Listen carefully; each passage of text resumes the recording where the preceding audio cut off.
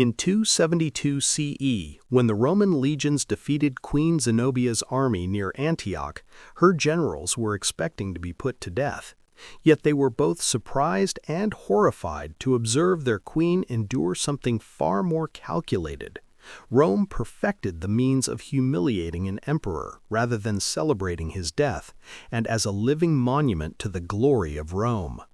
This fate was even more terrible for women who held the title of queen, because her humiliation was met with a systematic brutality that was not merely meant to punish, but to completely strip her of her dignity. Additionally, Roman law denied queens the legal protections accorded to queens. Under Roman law, war captives were placed in a category in which all protections of citizens had been removed. The Jus Gentium, law of nations, principle determined that a military defeat transformed all free citizens into property. Once a city had fallen or an army had surrendered, all inhabitants of that city or army became legally enslaved, regardless of their former social standing.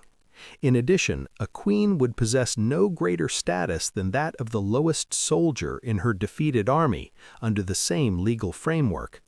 This created a horrific image of reality. Roman citizens enjoyed rights which protected them from certain punishments. To punish a Roman citizen with flogging was considered scandalous, and to execute them without a trial was met with great outcry. Under Roman law, anyone captured during wartime is treated similarly, royalty or not. No exceptions exist for nobility or gender.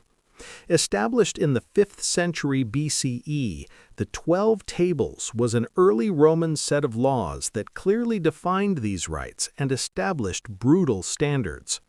When captured in war, Roman states take possession of all captured individuals, including royal lineage women, who are then distributed to soldiers for personal property. Many Roman historians document the treatment of defeated British royalty as opposed to secretly administering justice by use of violence against the defeated British royal lineage by Roman officials. In addition, Roman military culture was created by centuries of conquest, leading to treated women captives as spoils of war. While elite prisoners may be housed with some comfort while awaiting payment or political settlement, most captives are subjected to immediate abuse. The distinction between an enemy of war and a slave exists only on paper. In reality, once defeated, all past positions of rank and authority ceased to exist. Consequently, captive royalty would be treated in ways that would have been unthinkable if they had held Roman citizenship. The triumph of Rome and the display of royal prisoners. A triumph is a Roman tradition of publicly celebrating military victories, with captive rulers featuring prominently in these parades through the city. This event begins when a Roman general requests Senate permission to hold a triumph and can take several months to prepare the many components that celebrate the accomplishment of Rome. Parade preparations will result in individuals being seen on the streets of Rome, which extend approximately 4 kilometers from the Field of Mars through the Via Sacra to the Capitoline Hill. The procession will follow a pre-established order that is meant to be ordered in such a way that creates the greatest psychological effect on all who view it. First in the procession will be the musicians and entertainers who open the parade. They will be followed by carts that represent the cities and nations that were defeated by the Roman troops, as well as the wild animals from the places of conquest, which were captured alive to provide Romans with a sense of the strange and different peoples their troops had brought under complete control. The prisoners of war who have been caught in chains will be in the center of the parade. Those rulers who have been captured will usually wear their royal clothing to highlight the depth and magnitude of their defeat, while the queens who commanded armies will march in chains, surrounded by shouting crowds, celebrating their humiliation. The juxtaposition of monarchs that are fully crowned yet chained and completely powerless was an intentional communication by Rome, sending a message that unambiguously extended beyond the borders of the city itself. There were no kingdoms that Rome couldn't reach. There were no thrones that could protect against the might of Rome. The triumphal procession served many purposes in addition to its celebration of victory, including demonstrating the military might of Roman arms to all potential friends and foes, as well as satisfying the bloodlust of Romans who demanded visible evidence of victory. It provided a stage upon which those who dared to resist Roman expansion might experience humiliation and degradation on a systematic basis. To female and royal captives, the triumph was an opportunity to be publicly humiliated in front of thousands while stripped of their dignity, the journey typically lasting an entire day and moving at a slow pace to allow the spectators along the route to see all the details. The royal captive queens walked this gauntlet with the foreboding knowledge that their fate was uncertain. Some would live, while others would not survive the day. The very uncertainty of their fate served as torture as each step through the streets lined with celebratory Romans carried them toward their certain doom. The empire of Palmyra was ruled by Queen Zenobia and encompassed all areas from Egypt to Anatolia, thus issuing a challenge to Roman rule in eastern regions. When Emperor Aurelian defeated her armies in 272 CE, he captured Queen Zenobia, escaping to Persia. Emperor Aurelian had not only achieved a major military victory, but also possessed an outstanding exemplar for his future victory. The Historia Augusta, a series of biographies of Roman emperors compiled in the 4th century, contains accounts by eyewitnesses describing how Zenobia appeared in the triumphal procession for Emperor Aurelian in 274 CE. This triumphal procession was intended to visually overwhelm spectators by its splendor and brutality. Zenobia was clothed in riches that dazzled under the sun, thereby creating an image of Rome's supremacy over all other wealthy regions of the East. Nevertheless, what astounded all present were not the diamond-embedded clothes or jewels on her person, but rather the weight of the golden chains around her arms and legs.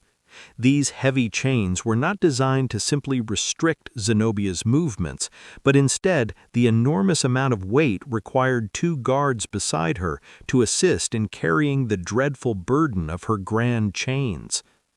The gold chains symbolized the immense wealth Queen Zenobia had controlled as queen, thus herself had become an embodiment of the spoils of her kingdom's downfall. Ancient records suggest that Zenobia maintained her poise and dignity throughout her ordeal, both during the time spent wearing heavy gold chains and during the slow-moving processional through hostile crowds. Zenobia's refusal to break down from the pressure may have contributed to her survival. Perhaps Aurelian, impressed by her attitude or believing that allowing her to live served his interests better than killing her, ultimately commuted her sentence to that of living in a villa near Rome for the remainder of her days. Some accounts suggest that she eventually married a Roman senator and became part of the upper classes of Roman society, with her children marrying into the upper classes. There is much debate about whether this represented true mercy on the part of the Romans, or rather was another form of humiliation for Zenobia, who spent the rest of her life as a living testament to the superiority of Roman culture and the fact that even the most powerful queens could be reduced to being at the mercy of Romans. Boudicca's daughters were publicly abused by Roman legionnaires. In the year 60 CE, Prasutagus, king of the Iceni, died, leaving a will which attempted to provide for his family and kingdom. When his territory was left in wills as two equal halves, one part to be inherited by Emperor Nero and the remaining half to be inherited by Boudica and her sisters, it was hoped that such a compromise would preserve Iceni independence while also complying with Roman demands. However, this strategy was disastrous, as Roman officials, under the direction of the imperial procurator Decianus Cottus, disregarded the will and confiscated all property and lands belonging to the Iceni people, declaring the entirety of the kingdom forfeit. When Queen Boudica objected to this breach of the will, she faced a severe punishment which demonstrated that even royal status provided no protection from the consequences of having been defeated. While he may have been born and raised in Britain, Tacitus is unique among ancient historians in recording Boudica's abuses with a level of openness.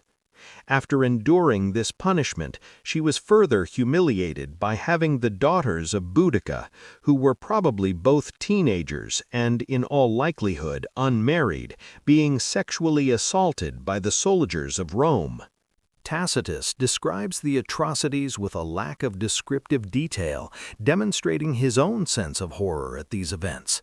Tacitus states that Boudica was severely punished and her daughters violently assaulted, and these abuses were responsible for the revolt that followed.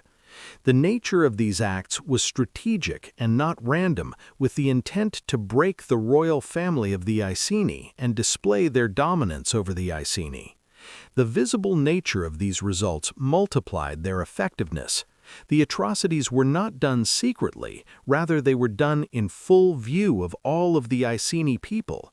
The abuse of the royal family was intended to communicate to the Iceni that this would happen to anyone who challenged the authority of Rome. The physical torture and sexual assaults of Boudica and her daughters were intended to instill intimidation and fear in the entire population into remaining submissive. However, instead of eliminating resistance, the abuse of the royal family resulted in a revolt that nearly caused the Romans to lose control of Britain. Boudica raised an army that destroyed 3 Roman settlements, including Londinium, slaughtering thousands of Roman citizens and their allies. Tacitus recorded a speech he claims was given by Boudica. According to her declaration, she is not fighting as a queen trying to save her kingdom, but rather as a woman avenging her violated body and her daughter's violated honor. According to her declaration, she is not fighting as a queen trying to save her kingdom, but rather as a woman avenging her violated body and her daughter's violated honor. The defeat of the insurrection took place at a mystery location where the tactical advantages of Roman discipline and formation defeated much larger forces. Tacitus also states that Boudica committed suicide with poison rather than being captured. The exact fate of Boudica's daughters is unknown, as they disappeared from written history immediately after their violation, and their individual accounts became silent. Execution after the end of the triumph. During the procession of triumphs through Rome towards the Capitoline Hill, the captive rulers were well aware that their triumphs could end up in the Mamertine prison, the Tullianum. The Tullianum was an ancient building located near the northeast end of the Capitoline and was the final destination for many of Rome's greatest enemies. After the triumph ended at the Temple of Jupiter, where the generals offered sacrifices, the condemned prisoners would be led away for execution. The Tullianum had 2 stories. The upper compartment contained prisoners awaiting execution, while the dungeon on the bottom floor, which accessed via a hole in the ceiling, was used for actual executions. The atmosphere of the dungeon was dark and filthy as the enemies of Rome met their eventual fates there. There were multiple means of execution. Some suffocated, while others starved. The general public was deliberately kept in the dark about these events while they partied on the streets above. Examples of this fate include Vercingetorix and Jugurtha, two leaders of foreign nations who suffered a similar demise after their rule was overthrown. After being defeated at the Battle of Alesia, near Alesia, France in 52 BC, Vercingetorix was imprisoned by Caesar for 6 years, culminating in the triumphal procession of Vercingetorix through the streets of Rome in 46 BC. He appeared before the Roman people as a shell of his former self, weakened and demeaned by his captivity. Following this public spectacle, he was put to death in the Tullianum. After Jugurtha's defeat at the victory of Marius in 104 BC, he too underwent an experience of overwhelming fear as he descended into the Tullianum's lower chamber and subsequently starved to death over a 6-day period, while his desperate cries echoed throughout the stone walls of the Tullianum as the people of Rome celebrated above. The final words of the historian Plutarch, who wrote down his final thoughts while in a delirious state, were, "My God, how cold that Roman bath is!" Simon Bar Giora led a Jewish revolt that ultimately resulted in the destruction of Jerusalem in AD 70. He was paraded in front of Titus during the Roman triumph before being executed at its customary location in the Roman Forum. According to Josephus, the triumphal procession came to a halt outside the Temple of Jupiter while messengers waited for news from the site of the execution. The ceremonies would only be concluded following the official announcement of the enemy leader's death. While some rulers did not face immediate execution, the decision concerning their fate was made by the triumphant general and later, increasingly, by the emperor himself. A number of captives were considered more valuable while alive than dead, and thus could serve as long-term symbols of Roman victory or could be utilized in negotiations. Those rulers who had entered into the triumph's finality before execution were only delayed in meeting the fate of the Tullianum. The fate of captured queens was reflective of the manner in which power was wielded in the ancient world. The legal protections afforded to citizens ended at the point of conquest, and all dignity associated with nobility was extinguished through defeat. The documented accounts of Tacitus, Cassius Dio, and other ancient historians illustrate the calculated brutality imposed by the Roman imperial machine throughout the process of conquest. For example, Boudica suffered flogging, Zenobia was adorned with golden chains, and the act of executing enemy rulers following a triumphant military campaign was not an exception, but rather a part of a calculated Roman strategy to deter resistance and display power. Think about how the systematic humiliation of conquered leaders would have instilled fear in Rome's enemies, making them obedient for centuries. The stone walls of the Mamertine prison are a constant reminder that the human suffering behind every Roman triumph documented in ancient history. Queens who led armies and dispensed justice became spectacles, with their degradation becoming mere entertainment for audiences who never considered the cost of empire that included lost lives and stolen dignity.